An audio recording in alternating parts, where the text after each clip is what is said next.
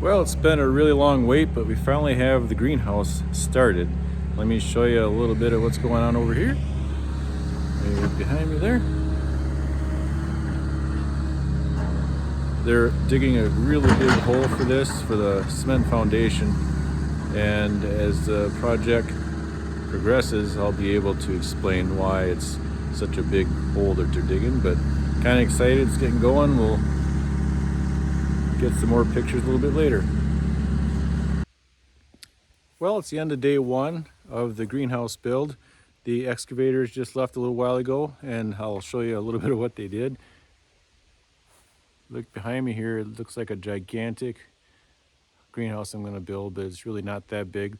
They had to make the hole big enough so when they put the cement walls in, they could still walk around the forms. When they get the walls in, they'll backfill a little bit. You'll see it's quite a bit smaller than this. The actual greenhouse is going to be 36 feet long, 12 feet wide. So it looks like a gigantic, well, it is a big hole in the ground. It took them, I think, 5 hours to excavate this. I've got some giant mountains of dirt out of there. Most of that'll go back to filling around the walls once the cement foundation is done. Pretty impressive little thing that they did. They run into a fair amount of rock when they were digging this out. You gotta be careful so it won't fall down in there. Right there, that's about 9 feet deep, I believe it is. They're gonna come in on 2 more days and they're gonna put some footers in there to put the walls on. If you look over here, you'll see a couple of these rocks like this they pull out of there. There's one right there. That rock right there is probably 3 foot by 2 foot or so. It's good size. They pull out a bunch of those. Thank goodness they had the equipment to do that, because if they had to bring in something, I don't know what they do to get those rocks out otherwise, other than dynamite. But I'm glad they got it done. Looks really good so far. It's a lot of earth being moved. We'll be back once you get the footers in. Busy day here working on the greenhouse. Tons of people here. I can't believe how many people are showing up just to get this cement foundation in. They got multiple semis, trucks, trailers. They got the pumping unit for the cement there that just arrived, and pretty soon the cement trucks are going to come in. They'll start dumping the cement in and making the walls for the greenhouse.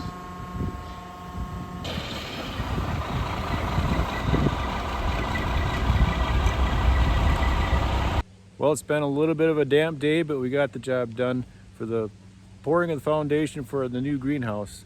The forms are up, the cement is poured. Just gonna wait a day or two for the cement to cure. It's a little bit cold this time of year, but we got this far. It's kind of exciting for me. I know it's really confusing as to figure out what in the world am I doing for the greenhouse with this kind of a setup. Maybe now is a good time to do a little bit of explaining as to how this is gonna work. But first, if you could do me a favor and just take care of this little thing here for me, I'd really appreciate it. Thanks. Oh, and maybe this. That'd be great. Thanks. Okay, let's see if we can make some sense of all this for you. So, first off, let's go over some of the things I'm trying to accomplish out of this. I'm trying to get to grow year-round. And that means dealing with temperature fluctuations. Right now I'm in zone B, 4B, excuse me. Temperatures fluctuate in the summertime over 100. Wintertime, temperatures can go way below zero, 20, 30 below zero. Wind chills even colder than that. So I gotta keep it from freezing. So I'm gonna have it so it will never freeze in those cold temperatures. That's gonna be my biggest challenge for this whole project. The summertime, I'm pretty confident we can deal with the heat, but the wintertime is gonna be the biggest challenge. And one of the other things that I'm trying to accomplish in this project is to not use any heat source other than what the sun gives us. So some people use wood stoves, or you could use gas heater of some type, electric heater of some type, but I'm not willing to pay to have my greenhouse heated with gas, electricity, and if I do a wood stove, I got to constantly go out there and keep the wood stove stocked. So no heat source other than the sun, obviously. So those are the main three objectives to getting this done.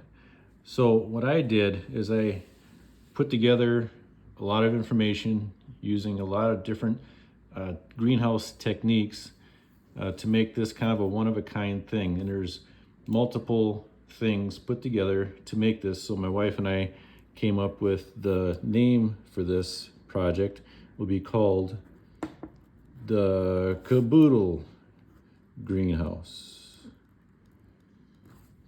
That's the name, that's what we're going with. So the things that I'm using to come up with this idea, this design, which it's going to work, it's going to be a greenhouse, it's just a matter of how well it works, and that's what we'll find out. So first off, I'm using what's called earth battery design, and that is a specific kind of geothermal design, which you probably have heard of more often than not. People use geothermal for home constructions, or they can put it in existing homes as well if they want to. This requires a bunch of air tubes being in the ground installed. They go out away from your house a ways, and it pumps air using the ground to heat and cool your structure. And then another part of the design of this greenhouse is using some of the ideas from what's called a Wallapini greenhouse. Excuse my crappy handwriting here. So to me, this is the most interesting greenhouse design out there. It's an old design. It's basically half submerged into the ground greenhouse design. There's a lot of neat videos on YouTube about that. I encourage you to go check them out. It's a neat idea. I used the technique of how they dig it into the ground and how they angle it to the sun. That's the main source of the info that I used for this design. And then other than that, believe it or not, my house and garage. So with my house, I have a dug-in basement that's actually it's a walkout basement, I guess you'd call it. But over the years in this house, I've noticed that it could be one of the hottest days during the summer, and you go down into the basement, and if it gets above 70, I'd be surprised. So that's one of the things that I noticed as far as the benefits of having a cement basement into the ground. The earth really does a good job for insulating and keeping regulated temperature. And then I say my garage, because I have a garage, it's a detached garage. When I had it built, I had a good old-fashioned mechanics pit installed in this garage. It's basically a miniature basement, I guess you call it. I had some metal grates and fabricated to cover it so I could drive over it, and I use it to work on my vehicles, change oil. And it's a really nice thing for working on cars. I'll do a video on it some other day.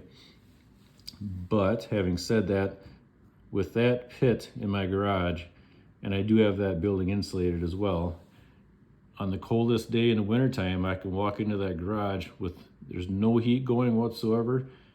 And in the coldest days in the wintertime, it's probably 15, maybe 20 degrees warmer inside that building just from the earth, the heat from the earth coming through that cement pit that comes up through the building. And I noticed that was a big help for regulating temperature in that building. In the summertime, when it gets really hot, with this cement mechanics pit in this garage, I could put a fan down in the bottom of that pit, aim it up, and it's like air conditioning for that building. It's really neat. That's another reason why between the foundations and this mechanics pit that I decided to go this route that I'm showing you. And then there's one last thing, and it's something that I encourage you to check out online. It's called Earthship Homes. Now, if I ever have to build another house, I'm not really planning on it right now because there's a lot of work to it, but this is probably the type of home that I would build. They're absolutely incredible. Look them up online. You can have next to zero utilities if you design it correctly. It's a really nice concept. I encourage you guys to check that online, but I'm using all these things in consideration, combining them into one, and I'm coming up with this greenhouse, which I'm excited to try. So that's why we come up with the name Caboodle Greenhouse. Got a lot of information also from St. Isidore's Farm YouTube videos. I encourage you to check out those videos. They're excellent. Got a lot of nice ideas, especially for laying the drainage tiles for the air ducts that I'm going to show you in a little bit. So we'll set that aside. So you saw the cement forms that were outside. So let me just give you some sketches here to give you an idea of what we're dealing with here. So if you look at this one here, so this is the cemented area here, looking at the end, obviously end view. So it's, I have a back wall of the greenhouse 12 feet high. And this here, 12 feet wide on this angle. And then the short walls are 8 feet tall. So you can see the grade of the ground is right about here, top of the ground. So that means from here down is underground. So then if you look, now this is the other view looking at it. So this is looking at it from the end. This is looking at it from the side. You can see this 12-foot wall is now right here. So you can see the 8-foot walls here, 36 feet wide. And so I'm gonna have a door to enter right here. What I'm gonna do is I'm gonna put the air drainage tiles in the bottom inside of this. I'm gonna put 2 layers, one on the very bottom. I'm gonna fill it in with 2 feet of dirt, and I put another layer in. I'm gonna fill it in with 2 more feet of dirt. So that'll leave me with about 4 feet of fill with those air tubes. And then I'll have 4 feet to walk on, and I'll go up to the top of this wall here. So it'll be a 4-foot space. Inside there, I'm gonna put the planting beds, it'll be raised beds that'll come up just below this wall on this front, and then again on this back wall, some more flower beds, plant beds, I should say. So looking at, going back here, this view here, I'm gonna build the greenhouse wall and structure right on this area here. That's what I'm gonna show you right now, which is this. So here's the top of the cement wall. Here's that tall wall in the back. And then this will be what you would see above ground, which would be the structure of the greenhouse. So if you notice, I have some numbers all jotted down in here. From top of this wall up to here is 4 feet. That's that cement wall. From here to here is a roof that is going to be specifically 42 degrees pitch. And from here down to here is the other half of the roof, which is the polycarbonate clear panels that the sun's going to shine through. I have that specifically set at a 45-degree angle. I have these angles set up. This is the Wallapini design taking hold here.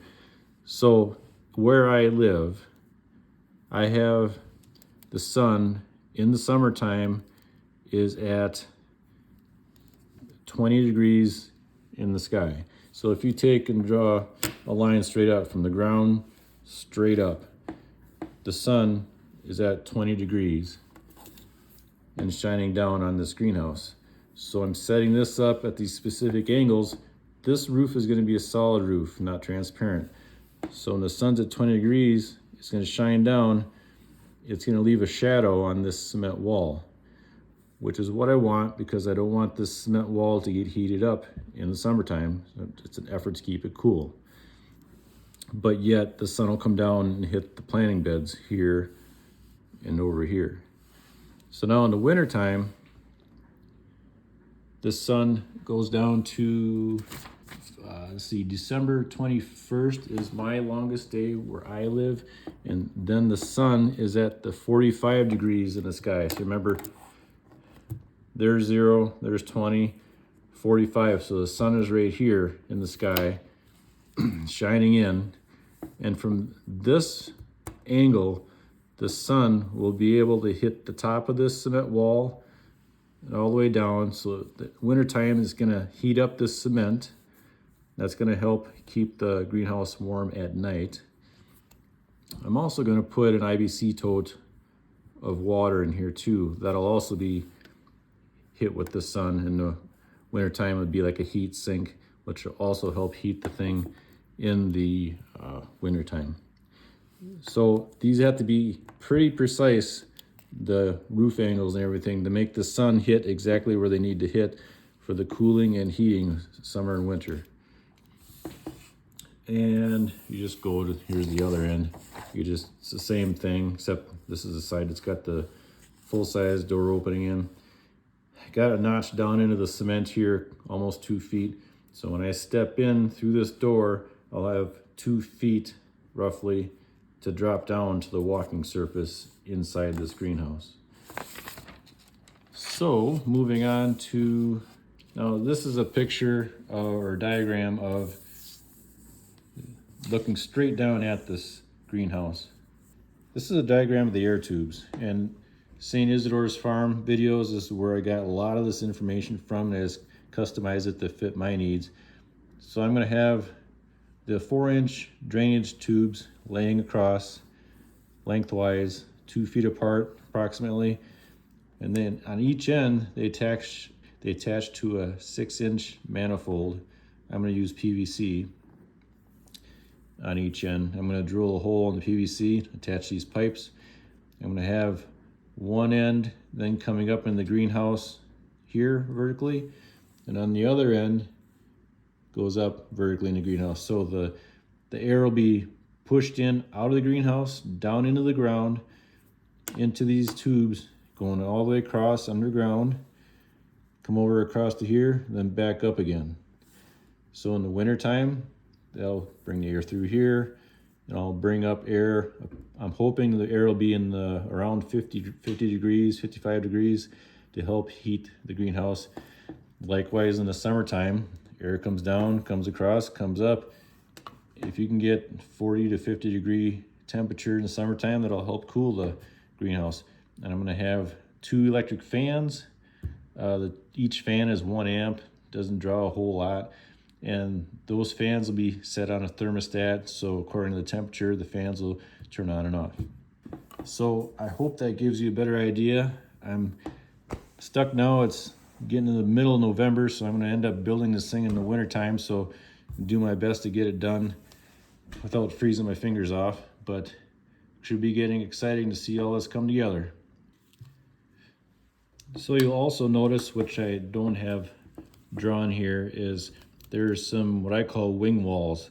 They come 12 feet off here, and there's a wall 12 feet off here, or from this angle, it goes 12 feet this way. That is just because this is such a tall wall, the cement contractor I was working with recommended building a wall behind there to help keep it supported, to keep it from tipping in either direction. So you'll see in the pictures there's these 2 wings coming out, one coming off here, one coming off here. The only thing I could think of to do with that as far as aesthetics go is I think in the future we're probably gonna make a outdoor porch of some type, surface out there, plant some flowers along this edge, and then over here build a platform where you could have a picnic table, or I even put a little roof over it too, make it a little shaded area just outside the house to let the kids play on, grandkids play on. That's for down the road though. I got my hands full with what's going on. So that's what that's for when you see those walls shooting off to the side. So a lot of people say that I'm crazy, and I'm just here to tell you that, yep, I am. Building stuff like this is just an oddball thing for me. But I was looking at building a greenhouse, and man, you can really start racking up the expenses with just a regular greenhouse. You can spend, for one the size that I'm looking at, I mean, mine's roughly 12 foot by 36 foot, and you can get, and the cheap one would be 10,000. You go up to a halfway decent one, you get to 15, 20,000. This one's gonna be a little bit more than that in expense, but mine's gonna work all year round. Those other ones wasn't even factoring in that. I'm not expecting everything to go perfectly with it, but I'd rather have it the way I want it set up, to the dimensions I want, and it's gonna be a lot better design, I think. We'll see. But yeah, I'm crazy. I've had to put all my projects on hold. I've got a wood shed I haven't built yet. I started already, and I've got two sheep pens I gotta finish building before the ground freezes. So I'm kind of a one-man show here for the most part. I'll see if I can get a few people together. I've got a 36-foot beam to put in across the roof of this thing. So I'm gonna have to give in and find somebody to help me. I have, last count, 2 friends. I got a number of family members that'll probably come over and help me though, but that's where I'm at. Yes, I'm nuts. And I'll keep doing crazy stuff like this as days and months go on. As long as, they're not gonna lock me up in a padded room, I'll keep doing it. But when the day comes that they do come lock me up, I'm hoping some of you will come visit me. Might get lonely, but till then, here we go.